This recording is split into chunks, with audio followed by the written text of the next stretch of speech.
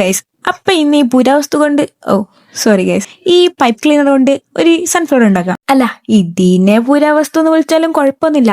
കാരണം ഇത് ഞാൻ വാങ്ങിച്ചിട്ട് 5-6 മാസമായി പെട്ടിലിട്ട് പൂട്ടി വെച്ചിട്ട് ഇന്നും ഇതെടുത്തിട്ടില്ലെങ്കിൽ ഇത് പുരാവസ്തു ആവേണ്ട മുതലായിരുന്നു. അല്ല, ഇത് ഇങ്ങനെ വെക്കാൻ എനിക്ക് മടിയായിട്ടോ ബിസി ആയിട്ടോ ഒന്നും അല്ല, എനിക്കിത് വെച്ചിട്ടൊന്നും ഉണ്ടാക്കാൻ അറിയില്ലടാ, അതാ പ്രശ്നം. അല്ല, പിന്നെന്തിനാ വാങ്ങിച്ചെന്ന് ചിന്തിക്കുന്നുണ്ടെങ്കിൽ ഒരു ടൈമിൽ ഭയങ്കര ട്രെൻഡിങ് ആയിട്ടൊരു സംഭവമായിരുന്നു. അപ്പൊ ആക്രാന്തം മൂത്ത് ഉണ്ടാക്കാൻ വാങ്ങിച്ചതായിരുന്നു ഈ ഞാൻ. ഇത് വാങ്ങിക്കുമ്പോ ഒന്നേ മനസ്സിലുണ്ടായിരുന്നു, വെറൈറ്റി സാധനമായിരിക്കും ഇത് വെച്ച് ഉണ്ടാക്കാന്ന്. പക്ഷെ ഇത് കൈ കിട്ടിയപ്പോ തന്നെ അപ്പൊ തന്നെ പോയത് എവിടേക്കാ?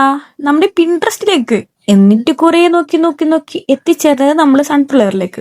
എന്നിട്ടൊന്ന് ഇരുന്ന് സെർച്ച് ചെയ്യുമ്പോ എനിക്ക് മനസ്സിലായത് പൈപ്പ് ക്ലീനർ കൊണ്ട് സൺഫ്ലവർ ചെയ്യത്തത് 1-2 പേര് മാത്രമായിരിക്കും. അപ്പൊ വെറൈറ്റി തേടിപ്പോയ ഞാനാരായി? എല്ലാരും ചെയ്തതല്ലേ, ചെയ്ത കൂട്ടത്തിൽ ഇതും കൂടെ കിടക്കട്ടെ. അതൊക്കെ വിട്, അതല്ലടാ, ഇതെന്താ സൺഫ്ലവറിന് ഷോക്ക് അടിച്ചാണോ? തെറ്റുപറ്റാത്ത മനുഷ്യന്മാരുണ്ടോടാ. അതൊന്ന് പാളിപ്പോയതായിരുന്നു, പക്ഷെ വീഡിയോസ് ഒക്കെ കണ്ട് സെറ്റ് ചെയ്ത് എടുത്തിട്ടുണ്ട്. അപ്പൊ വീഡിയോ ഇഷ്ടപ്പെട്ട ലൈക്കും കമന്റും സബ്സ്ക്രൈബും ഒന്നും മറക്കണ്ട.